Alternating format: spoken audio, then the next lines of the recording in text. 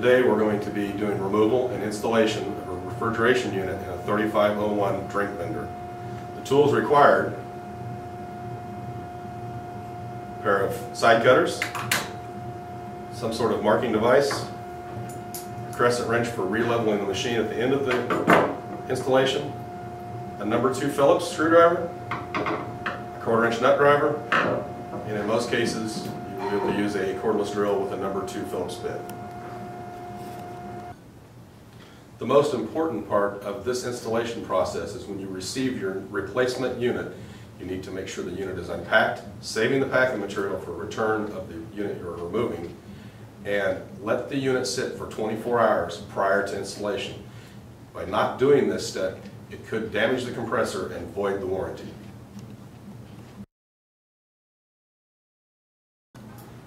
After removing the power source from the wall plug, you'll need to open the vendor up to access the screws on the front side.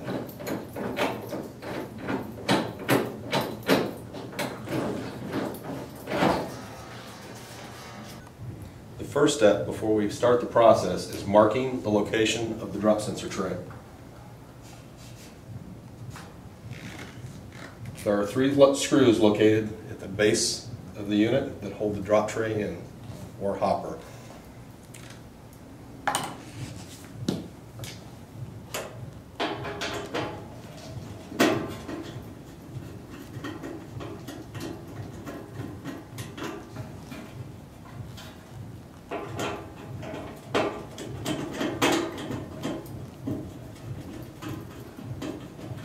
You can use either a Phillips screwdriver or a 1/4 inch nut driver for this removal.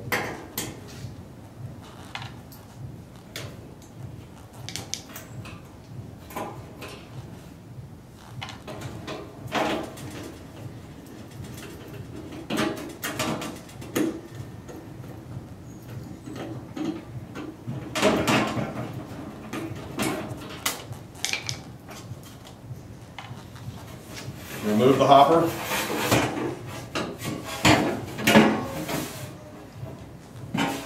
And stand to the side in a safe place to keep from damaging the delivery sensor or the hopper. After removal of the hopper, you will be able to see the evaporator cover. There are 5 screws located for the cover to be removed. 3 along the front and 1 on either side of the inside of the cabinet. This is the location of the upper screw on the right side, and there is one on the left.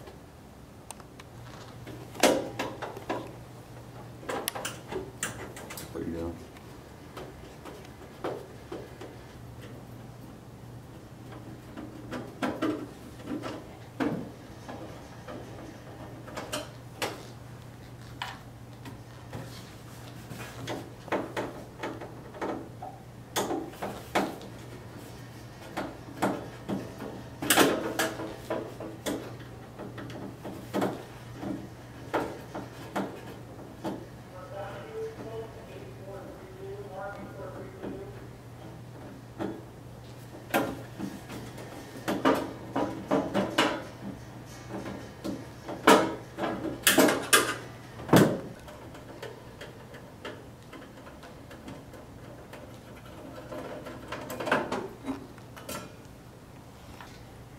Then we can remove the evaporator cover and lay it aside. Now we need to remove the screws holding the evaporator fan to the cabinet. They're located here and here.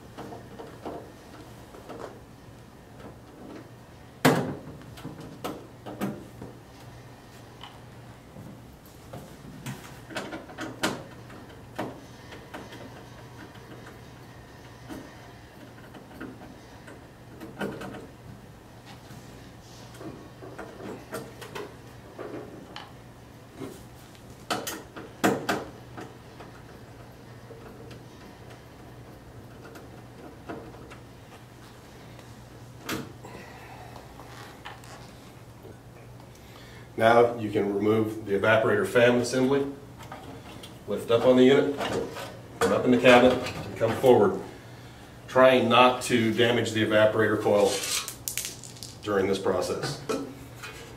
Stand the evaporator fan to the side. Now at the rear of the unit, we will need to disconnect the AC power supply and remove several screws.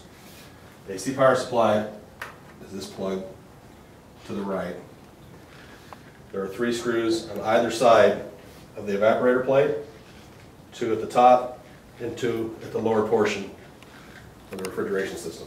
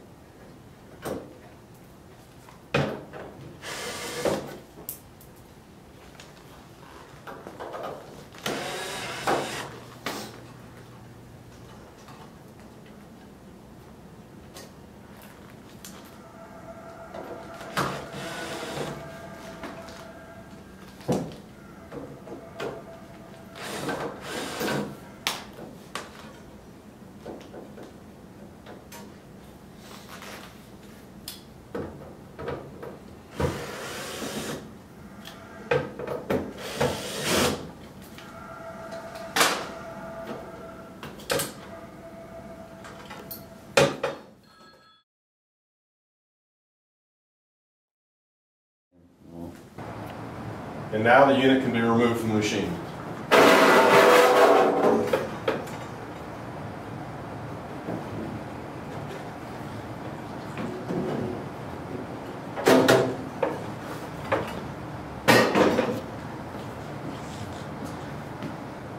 Now we are ready to reinstall the new unit in the machine. At this point, the unit should have sat for 24 hours to make sure that all the oil has made it back to the proper places inside the unit. Failure to do this will void the warranty for the unit and cause compressor failure.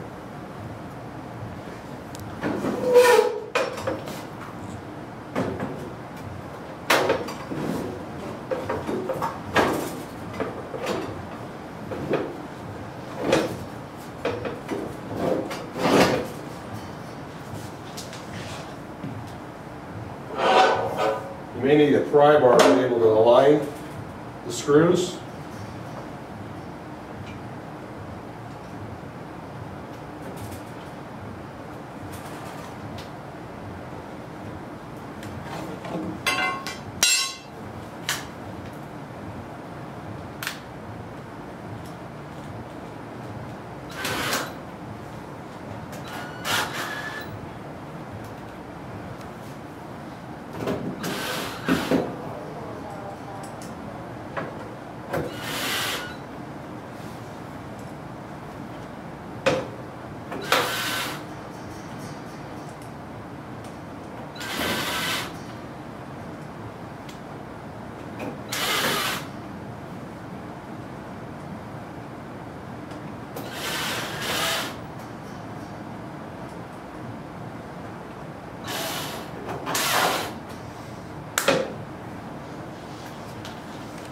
Now you can plug the unit back in.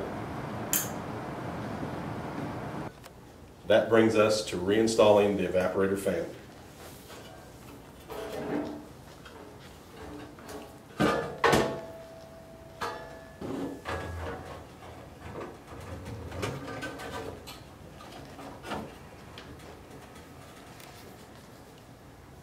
Reinstall the screws that hold the fan in place at the rear of the cabinet, on the right and the left side.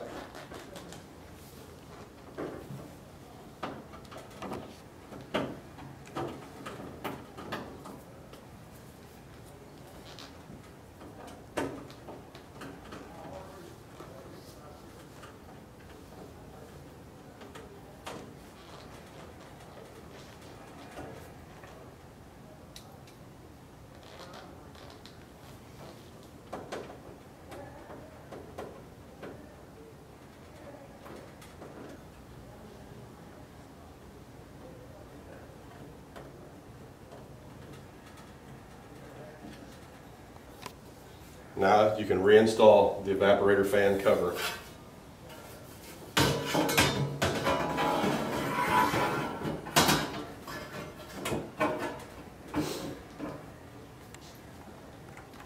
And reinstall the screws at the upper left, the upper right, and the 3 along the front. Okay.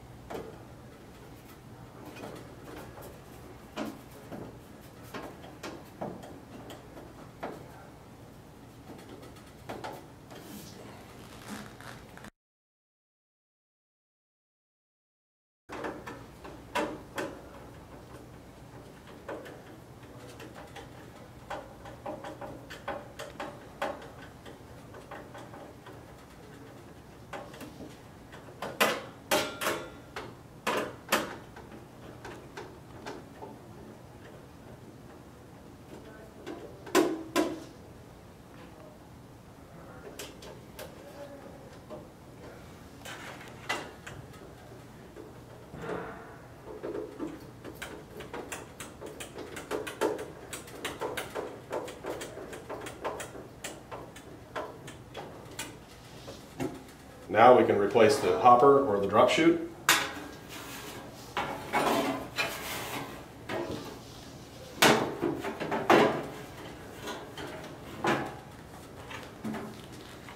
Reinstall the front 3 screws.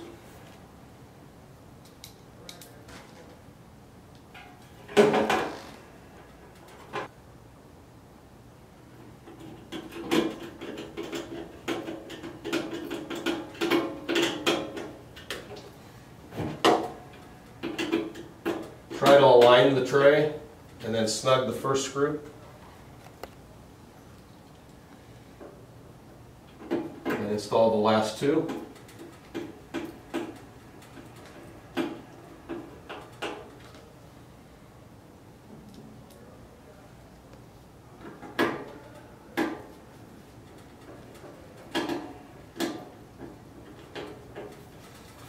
Now you can realign the base of the mount to your line.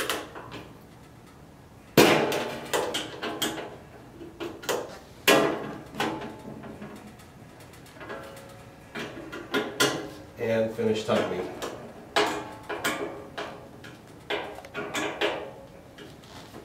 If you've moved any of the mastic material, please reform to keep from having air leaks.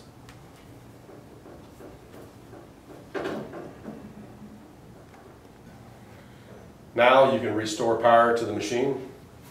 Within 24 hours, the machine should reach operating temperature.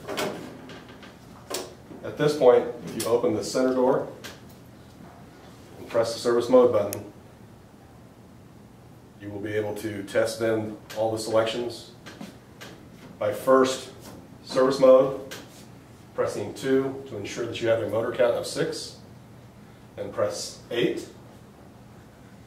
The selection number, it will test that selection. You should only get 1 can. If not, you may need to adjust the hopper again. If so, you can move to the next selection, and so on until you're finished.